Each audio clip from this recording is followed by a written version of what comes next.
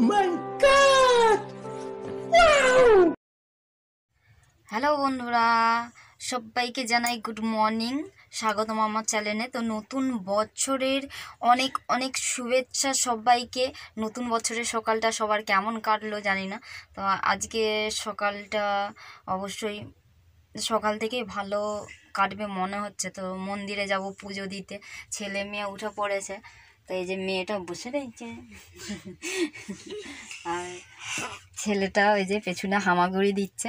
তো মন্দিরে পুজো দিতে যাব, এখানেও পুজো দেওয়ার ব্যাপার আছে। তো সব ভিডিও আপনাদের সঙ্গে শেয়ার করব।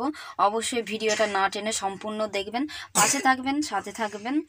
আর সবাইকেই নতুন বছরের অনেক অনেক শুভেচ্ছা। সবার ভালো কাটুক, আনন্দে কাটুক, সুখে কাটুক, সব মানে ভালোই হয়, যেন খারাপ যেন না হয়।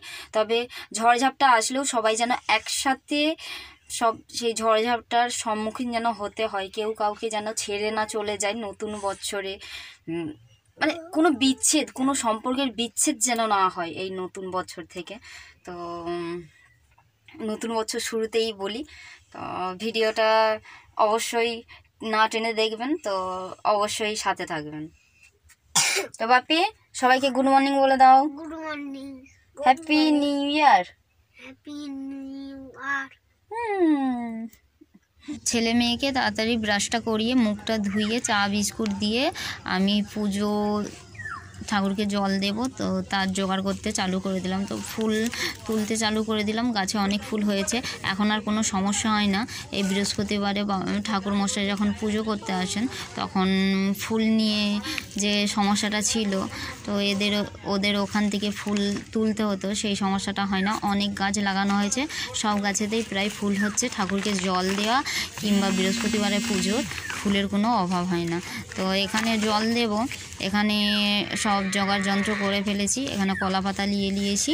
আমি এবারে যাব পুকুরে, তো গঙ্গা মাকে প্রণাম করতে, কারণ তিনি আমার ছেলেকে সুস্থ রেখেছেন, কোনো বিপদ হতে দেননি, সেই জন্য গঙ্গা মাকে জানাতে যাব। তো পুকুরে চলে এলাম। এই পুকুরেই নামতে গিয়ে ছেলেটা মানে হাত ধুতে এসে স্লিপ খেয়ে গেছিলো।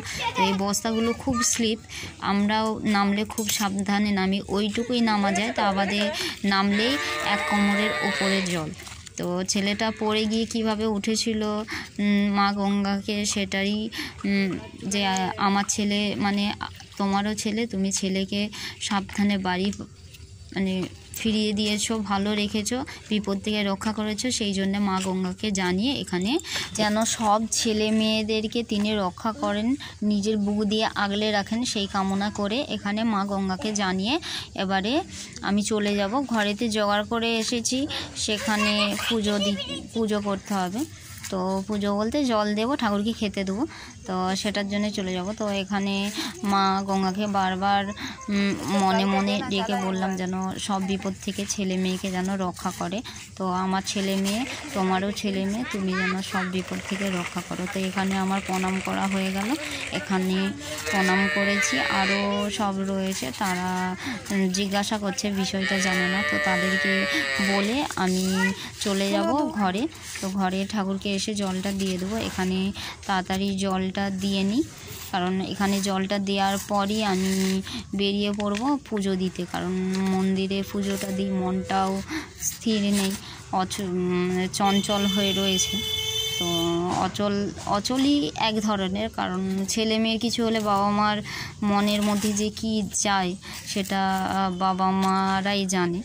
তো সন্তানদের কিছু হলে বাবা মার মনের পরিস্থিতি কি হয়। তো আমার স্বামীরও মন খুব খারাপ, ছেলেটার ওরকম হতে আজকে ঠাকুরের ইচ্ছায় ভালো আছে, তো সুস্থ আছে, সেটাই অনেক অনেক ধন্যবাদ ঠাকুরকে।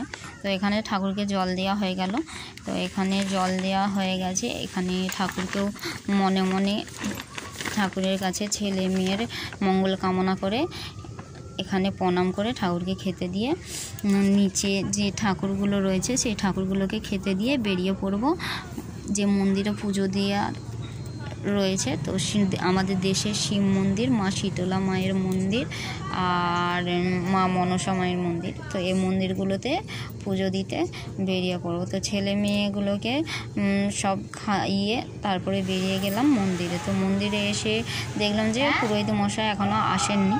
তো সেই জন্য এখানে আমি যে থালাটা রেখে যাব তো সেইগুলো সব সাইড করে রেখে দিই। আর একটা যেটা মনসা মায়ের মন্দির নিয়ে যাব সেটাও আমি বাগিয়ে গুছিয়ে নিই, যেটা যা নেবো।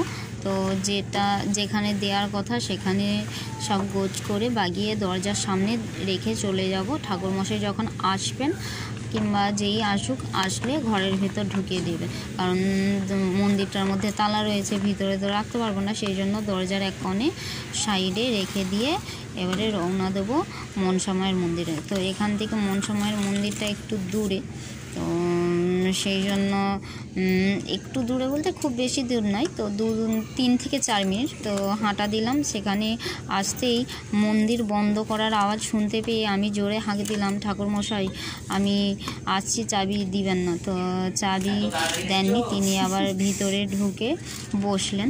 তো আমাকে বলছেন আর একটু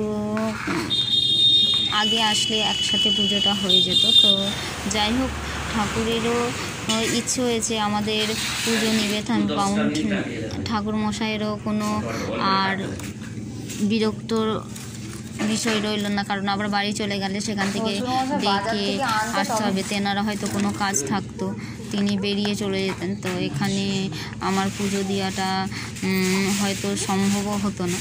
তো ঠাকুরমশাইও আছেন, এসে পৌঁছে গেছি মা মনসাকে। এখানে পুজোটা দিয়ে আমি চলে যাব শিব মন্দিরে। তো শিব মন্দিরে এসে দেখলাম যে পুরোহিত মশাইটা পুজো করে, তেনা মা এসেছেন, এসে ফলকুচোতে চালু করে দিয়েছেন। তো তিনি ফলকুচক, তো তেনার ছেলে স্নান করছে, এসে এখানে পুজো করবে। তো ঠাকুরমশাইও চলে এসেছে, এসে তিনিও তেনার আসন গ্রহণ করেছেন। গ্রহণ করে পুজো সব জোগাড় যন্ত্র করতে চালু করে দিয়েছে। এবারে তিনি পুজো করবেন, তারপরে আমার ছেলে মেয়ের নামে সংকল্প করে পুজো দেবেন।